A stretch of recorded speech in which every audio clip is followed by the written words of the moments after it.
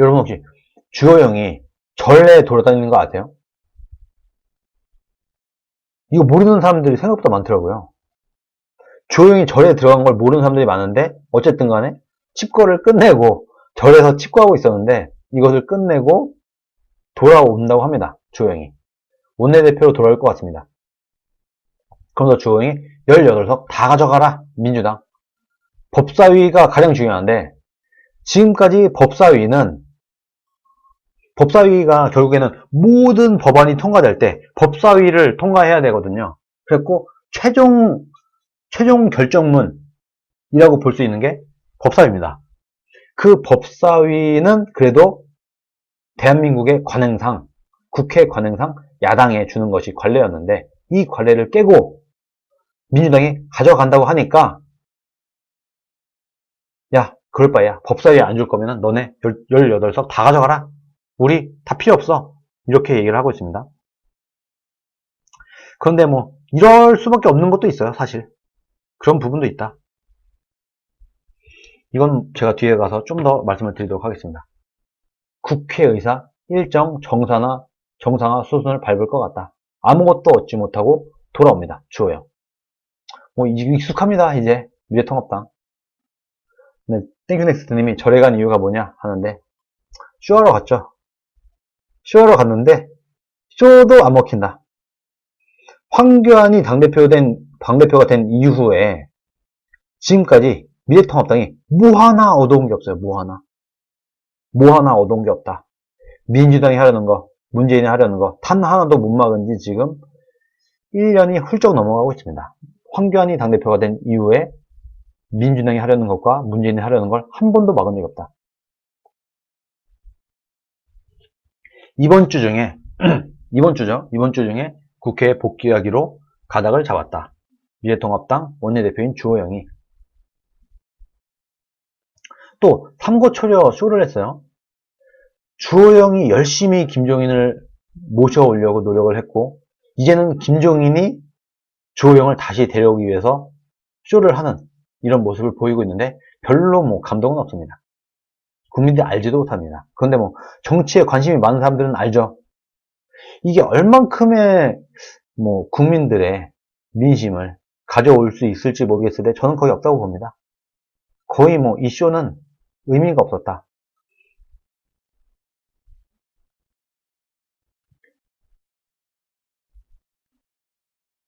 나머지 상임위원장 선출을 두고 법사위를 가져간 일에 나머지도 다 가져가라. 18석 다 가져가라. 이렇게 하고 칩거에 들어갔었습니다. 내가 이 법사위와 이 상임위를 지네 맘대로 하는 것을 못 막은 책임을 지고 내가 물러나겠다 하고 주호영이 집으로 간 게 아니었고 절로 갔어요. 절에 칩거하고 있다가 지금 돌아오는데 사실 저도 이 내용을 굳이 일부러 찾아봐서 알았어요. 어차피 할 거 쇼라도 좀 잘했으면 좋겠는데 아니면 뜸을 좀 더 들이거나. 근데 분위기가 이거 좀 더 칩거하고 좀 더 절생을 해봐야 뭐 아무것도 사람들이 쳐다도 안 보고 국민들이 관심도 없고 뭐 감동도 없고 그냥 끝내자 이러고 이제 전략적으로 탈출 전략을 하고 있는 것 같습니다. 근데 땡큐넥스트님이 출구도 없으면서 자기들끼리 돌아가면서 집에 갔다 온다 이렇게 얘기를 하시네요. 그러고 있습니다. 뭐 그래도 쇼라도 하는 게 어딘가 싶긴 한데 이 쇼가 전혀 뭐 얻어낸 게 없네요. 참 안타깝습니다.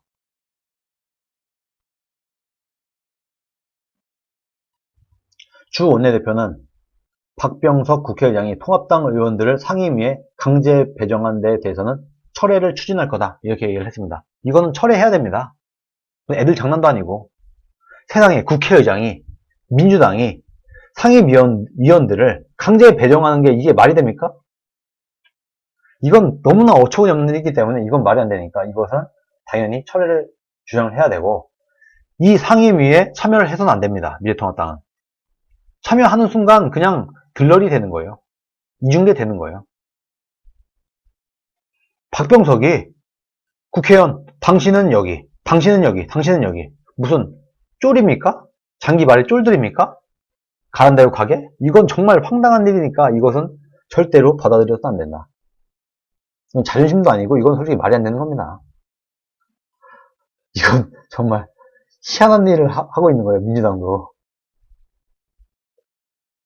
일단은 여당의 독주와 오만을 부각하는 식의 원내 전략을 쓸 가능성이 크게 보인다고 합니다. 그런데 이게 뭐 잘 될지 모르겠네요. 그만큼 쇼라도 좀 잘하고 투쟁도 잘해야 되는데, 주호영이, 여러분 혹시 주호영이 지금까지 뭔가 투쟁을 했다 하는 말 들어본 적 있으세요? 국회의원 시절에 주호영이 이거 했었다, 주호영이라고 하는 정치인이 뭔가 했었다라는 거, 우리 기억 속에 남는 거 뭐 하나 있습니까? 전 아무것도 없어요. 문재인 정권 폭정이 3년간 이어져 오면서 단 한 번도 이슈가 된 적이 없다. 주호영은 단 한 번도 뭔가 스포트라이트를 받거나 이슈 파이팅을 하거나 뭔가 한 게 기억이 하나도 안 나요. 이 말을 제가 왜 드리느냐, 싸울 줄 모릅니다. 주호영은 원래 얌전하고 점잖고 이런 사람이에요. 싸울 줄 몰라요. 싸울 줄 모르는 사람, 그냥 협상, 정치질은 잘해서 뭔가 협상은 좀 할 줄 아는 것 같은데 싸울 줄은 모른다, 주호영은. 그래서 별로 기대도 안 됩니다. 까놓고 말해서. 김종인은 그나마 김종인이 기대할 만한 거는 딱 하나. 문재인이랑 좀 가까워. 민주당 사람들이랑 친해, 김종인이. 그러니까 민주당과 친하고 가깝고 문재인과도 좀 친한 김종인을 비대위원장으로 앉히면 민주당과 청와대에서 지금처럼 마구잡이로 밀어붙이는 건 못하지 않겠어? 하는 일말의 기대가 있었는데 이것도 그냥 없는 거죠. 이번에 하는 걸 보니까 법사위, 그냥 미래통합당에 있는 국회의원들, 너 여기가, 너 저기가, 너 저기가 지네 맘대로 배치하는 걸 볼 때 김종인의 효과도 없다. 김종인 데려와서 얻은 거 하나도 없다. 얻을 거 없다. 증명이 됐습니다. 그러다 보니까 김종인, 주호영 이 투톱으로는 뭐 기대할 게 없다. 앞으로 할 수 있는 것도 없다. 뭘 할 수 있겠습니까, 이 사람들이? 김종인이 싸울 줄 알아요. 주호영이 싸울 줄 알아요. 이슈 파이팅 능력이 있어요. 그나마 김종인은 메시지를 내는 능력은 좀 있습니다. 그나마 조금. 네, 주호영이 누군지도 몰라요. 대구 사람도. 꽃비님이 이렇게 말씀하시네요. 저도 사실 주호영이라는 사람을 안 지가 얼마 안 됩니다. 제가 뭐 악담이 아니라 지난 과거를 보면 미래를 예측할 수 있지 않겠습니까? 주호영의 과거와 김종인의 과거를 보건대 별로 뭐 기대할 게 없다. 그런 안타까운 느낌이 듭니다.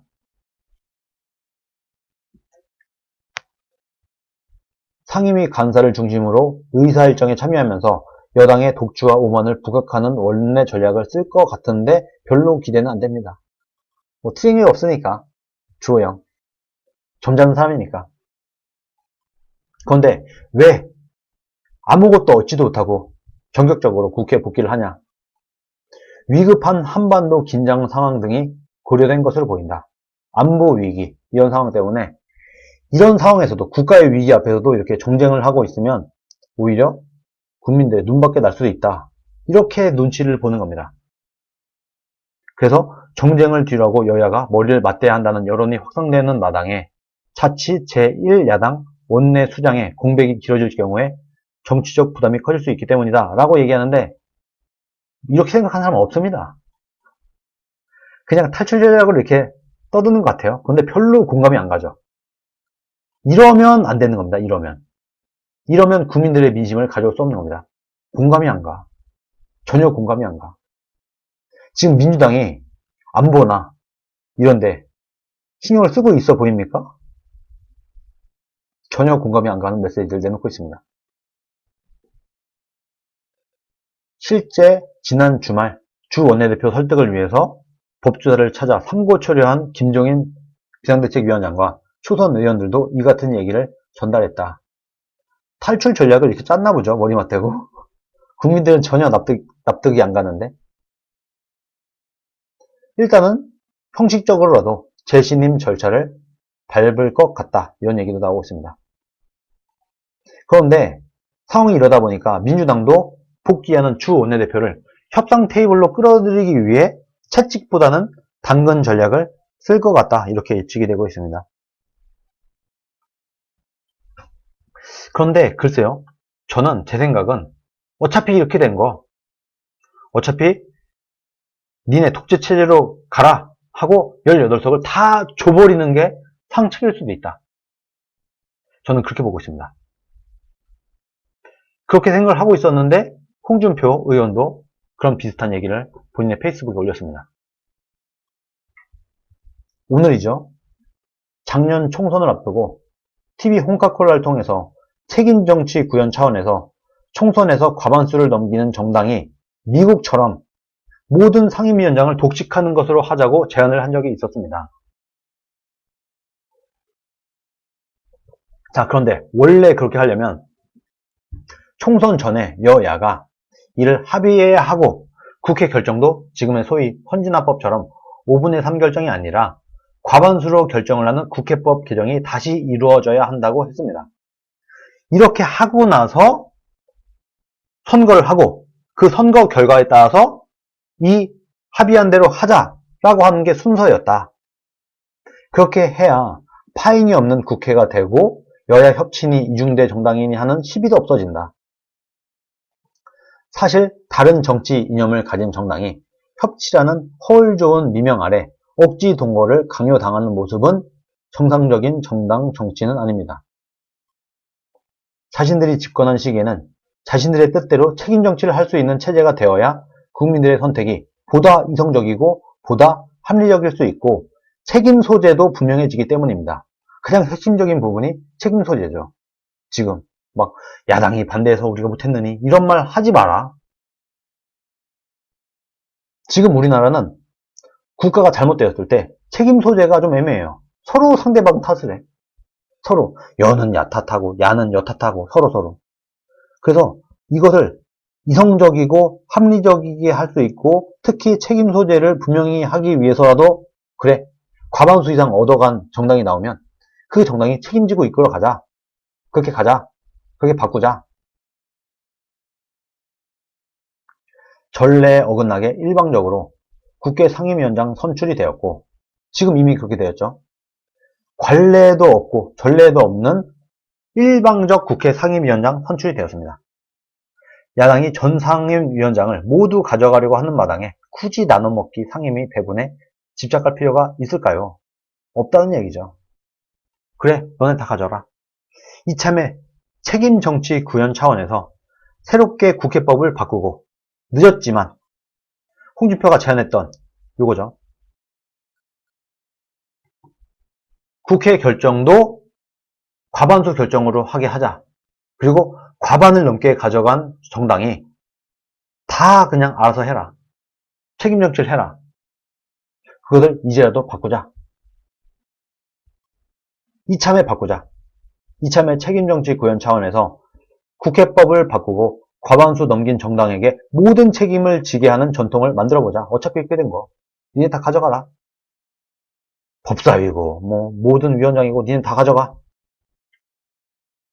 그래야 개원협상이라는 이상한 한국식 전통도 없어지고 개원하자마자 협상을 해서 뭐 나눠먹기 이런 거 이제 하지 말자.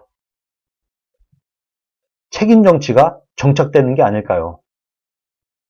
아울러 원내대표 외에 당대표도 있는 변칙적인 정당 제도도 이젠 고쳐야 할 때가 아닌가요? 이렇게 메시지를 던졌습니다. 원내대표가 다 이끌어가는 걸로 하자. 당대표 없애자. 제왕적 당대표제 없애자. 이렇게 얘기를 하고 있습니다. 미국도 당대표 없습니다. 원내대표 하는 겁니다. 원내대표가 국회의원들의 대표니까 그 당의 실질적인 대표가 맞죠. 그러니까 당대표도 없애고 국회법도 바꾸고 해서 이번 국회부터는 책임 국회로 가자. 그래. 지금 정권도 좌파가 가져갔고 정권도 좌파들이 가져갔고 이번에 국회에서도 170석 넘는 의석수를 지금 민주당이 다 가져갔으니까 이참에 그럼 책임 정치로 가자. 너네가 다 해. 대신에 이것에 대한 책임도 니네가 져. 우리한테 떠넘기지 마. 이렇게 얘기를 하고 있습니다. 근데 제가 제 방송을 꾸준히 보셨던 분들은 기억을 하시겠지만 솔직히 까놓고 말해서 지금 의석수가 너무 적어요. 그래서 정말 막가파식으로 협치나 협상도 없고 무조건 지 맘대로 하는 오늘날 주사파가 장악한 민주당, 청와대를 상대로는 협상이 어렵습니다. 그래서 제가 선거 전에 말씀을 드렸었죠. 최소한 130석은 얻어야 된다. 최소한 130석은 얻어야 다음 국회에서 뭔가 해볼 수 있다. 그런 말씀을 제가 드렸었던 겁니다. 근데 110석도 못 얻었어요. 왜 130석은 얻어야 되냐? 130석을 얻으면 정의당이 됐던 뭐가 됐던 뭐 민주당이 됐던 어떻게든 협상을 해갖고 20명만 꼬드기면, 만약에 미래통합당이 130석만 얻었다고 하면 20명만 어떻게 꼬드기면은 법안 통과를 막을 수 있어요. 그러면서 명분도 내세우고 뭐하고 하는 거예요. 근데 실제로 명분이 됐든 뭐 여론이 됐든 뭐가 됐든지 간에 150 몇 석 이상을 한 정당이 가져가게 된다고 하면요, 그냥 밀어붙이면 답이 없습니다. 그런데 지금 민주당과 청와대 속성을 보건대 그냥 막가파예요. 그냥 야당을 무시하고 밀어붙일 게 뻔해. 그러다 보니까 이번에는 죽어도 130석은 얻었어야 됐다. 그래야 협상을 할 수 있다. 일단은 쇼는 쇼대로 하되, 쇼는 쇼대로 하면서 백그라운드에서 열심히 정치질을 하는 거죠. 정치질도 하고 협상도 하고 해갖고 어떻게든 20명을 꼬드겨내요. 그래서 150석을 확보를 해서 법안 통과를 막아. 그래서 이 법안 통과를 막은 것을 등에 업고 국민들의 민심을 끌어오고, 이런 식으로 야당의 역할을 할 수 있었던 겁니다. 그런데 이번에 107석인가요? 이렇게 얻었죠. 107석을 얻으면요, 40석을 넘게, 40명을 넘게 꼬드겨 와야 됩니다. 좌파 40명을 꼬드겨 와야 돼요. 현실적으로 가능하겠습니까? 불가능합니다. 까놓고 말해서 이건요, 뭐 박정희가 와도 이승만이 와도 이건 불가능한 거예요. 의석수 자체가. 정말 그래서 우리는 황교안을 정말 미워할 수밖에 없는 겁니다. 어떻게 보면 황교안의 욕심이 이 무력한 오늘날 미래통합당을 만들어냈다. 무력한 야당을 만들어냈다. 황교안의 당권 욕심, 대권 욕심, 이 욕심만 버려서도 130석, 140석을 얻었을 것이고, 그렇다고 하면 이렇게 무소불위의 권한을 좌파들이 갖지 못했을 텐데, 황교안의 대권, 당권 욕심이 오늘날 요 모양 욕구를 만들었다. 네, 무소속은 제외라고 하시는데, 무소속들 중에서 우파들은 껴줘야죠. 왜? 민주당의 주장에 반대할 거니까. 그런 의도로 제가 말씀을 드린 겁니다. 무소속도 우파면, 그러니까 지금 이번에 우파가 108석, 좌파가 거의 192석 이렇게 가져온 거예요. 지금 상황이. 이게 문제인 겁니다. 이게 가장 큰 문제인 겁니다. 거기다가 그래도 협상 가능한 사람까지 다 끌어 모아봤자 한 130석밖에 안 돼요, 지금. 그래갖고 답이 안 나오는 상황을 만들었다, 황교안이. 정말 최악의 상황을 황교안이 만들어버리고 유유히 떠나갔죠. 집으로 갔죠.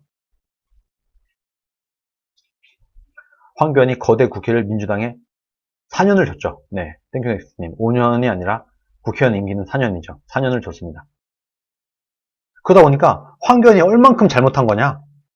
이번 총선 때문에 무소불위한 권한을 민주당이 갖게 된 거, 플러스 다음 대선에서 만약에 우파가 집권을 한다고 해도 어마어마한 국회를 갖고 있어요, 민주당은. 대통령 임기 2년 동안은요, 뭐 할 게 없어요.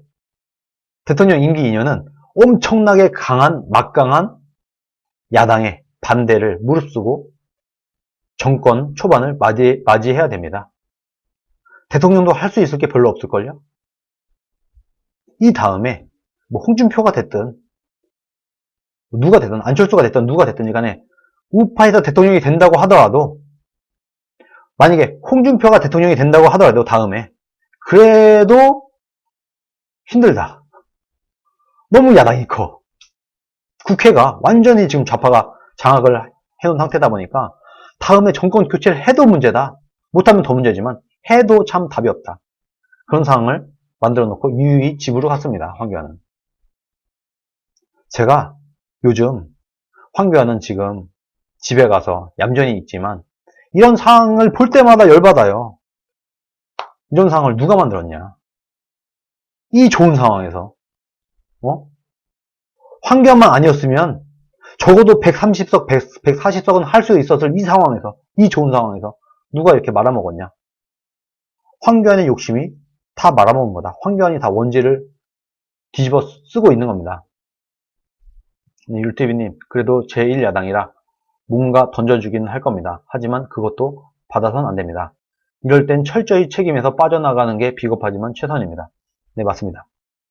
그래서 저는 차라리 지금 홍준표 전 대표, 홍준표 의원의 주장처럼 그냥 다 줘버려라, 그냥. 그리고 받지 마라. 야, 니네가 다 한다고? 그래, 니네 다 가져가. 법사위도 안 주고. 그러면요, 오히려 민주당이 오히려 걱정스럽기 시작할 겁니다. 진짜로.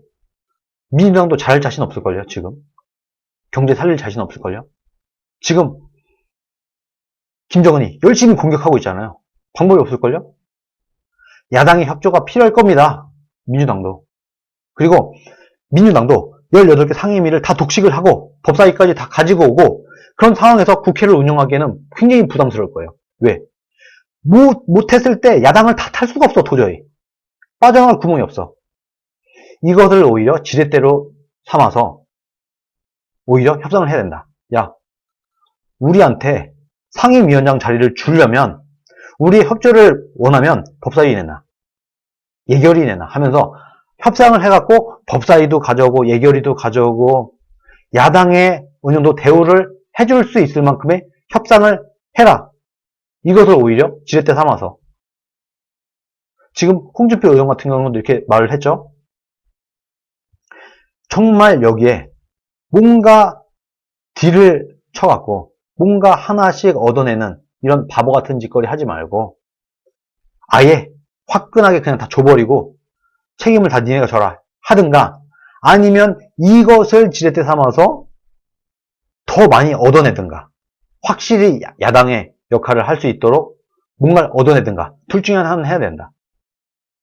법사위 예결위 그 외에 의석수대로 상임위원장 자리를 가져오게 하든가 아니면 받지 마라. 그렇게 해야 된다. 만약에 이렇게 안 하고 찌질하게 또 몇 개 쥐어준다고 해서 그거 받아먹고 앉아있으면 정말 우파 국민들이 정말 열받는 상황이 되는 겁니다.